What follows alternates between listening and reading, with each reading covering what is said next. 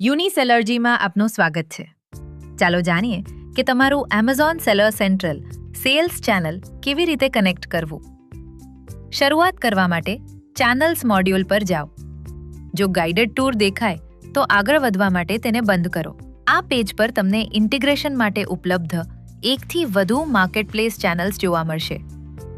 Amazon channel શોધો અને connect નાઉ પર ક્લિક કરો. તમે હવે Amazon seller central login page પર રીડાયરેક્ટ થશો.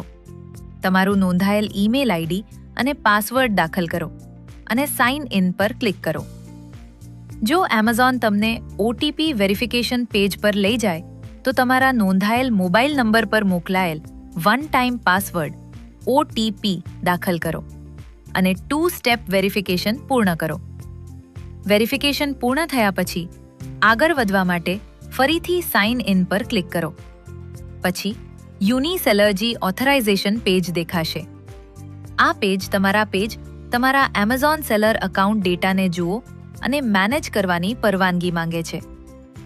નીચે સ્ક્રોલ કરો. યુનિસેલર્જીને એમેઝોન સેલર પાર્ટનર અકાઉન્ટ માટે પરવાનગી આપવા ચેકબોક્સ પસંદ કરો અને કન્ફર્મ પર ક્લિક કરો. હવે તમને પાછા યુનિસેલર્જી પર રીડાયરેક્ટ કરવામાં આવશે.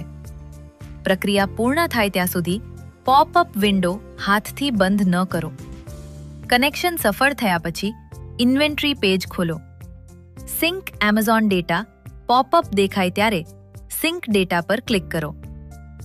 એમેઝોન ઇન્ટાટર્વેન્ટરી ડેટા સિંક થાય ત્યાં સુધી કૃપા કરીને રાહ જુઓ. ઇન્વેન્ટરી સિંક પૂર્ણ થયા પછી ઓર્ડર્સ પેજ પર જાઓ.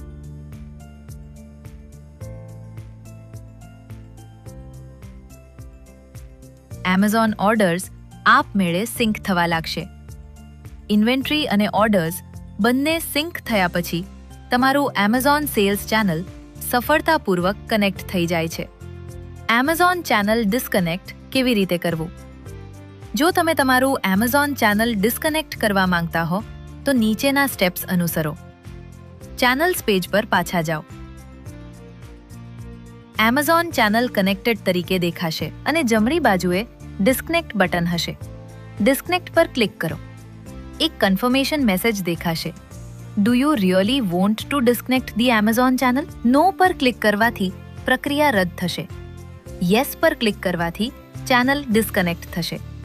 ડિસ્કનેક્ટ થયા પછી એમેઝોન ઇન્વેન્ટરી અને ઓર્ડર્સ હવે યુનિસેલર્જીમાં ઉપલબ્ધ નહીં રહે. યુનિસેલર્જીનો ઉપયોગ કરવા બદલ આભાર. તમારો વ્યવસાય સરળતાથી સંચાલિત અને વિકસાવવા અમે તમારી સાથે છીએ.